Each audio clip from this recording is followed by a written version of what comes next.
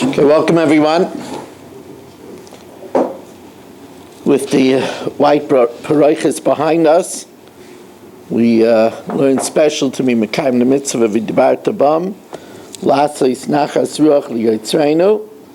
In the name of everyone, we want to welcome back Reb Blumenfeld. It's very nice to have you. You were away, you were missed. You were missed. It's good to have you back.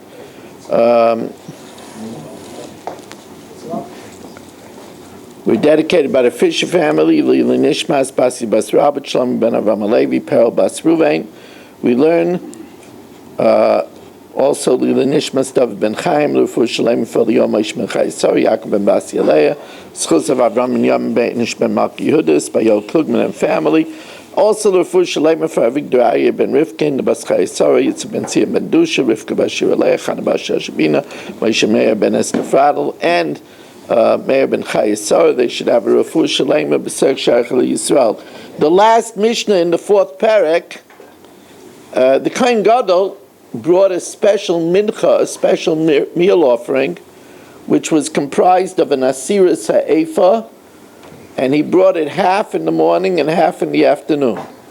Chavite Kohen Gadol, the special griddle cakes of the Kohen Gadol, he couldn't bring half in the morning and then bring later another half.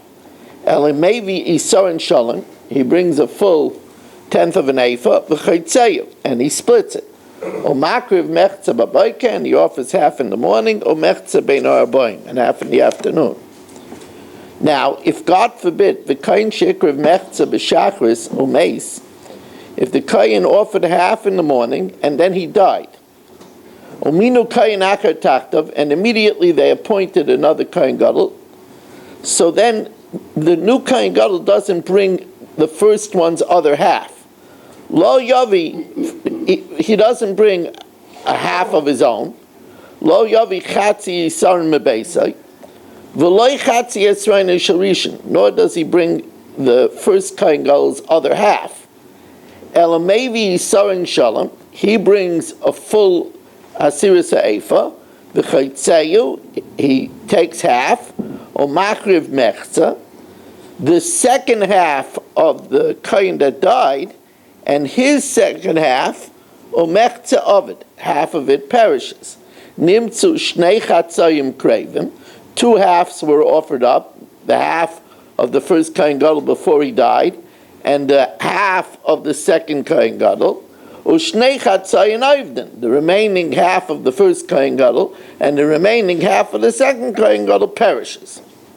Now, Lo Minu Kohen Acher, if they didn't yet right away appoint another Kohen Gadol, Mishal Mihoisa Kreva, this special mincha, from whose funds was it offered from? Rabbi Shimon Aimer Mishal Tzibur, it's from the Trumas Halishka, from the community funds. Rabbi Yehuda Michel Yarshim, it's from the ears of the deceased Kohen Gadol. In the event that there's no Kohen Gadol, every time it was offered up a full asiris ha'efa, a full asiris ha'efa in the morning and a full asiris ha'efa in the afternoon. And now we start the fifth parak. Now, almost always, with two exceptions, almost always a mincha is always unleavened.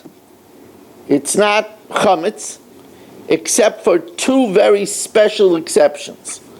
The shtei alechem on Shavuos was chametz, and the toda was accompanied by 40 loaves. 30 of them were unleavened, and 10 of them were leavened.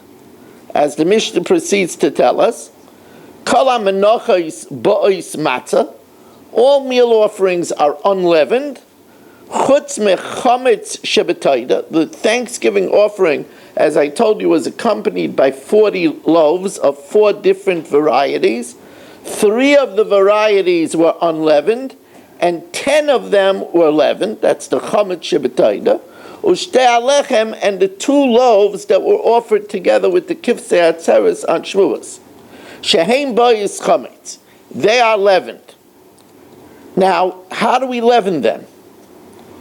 Says the Gemara, Reb Meir says,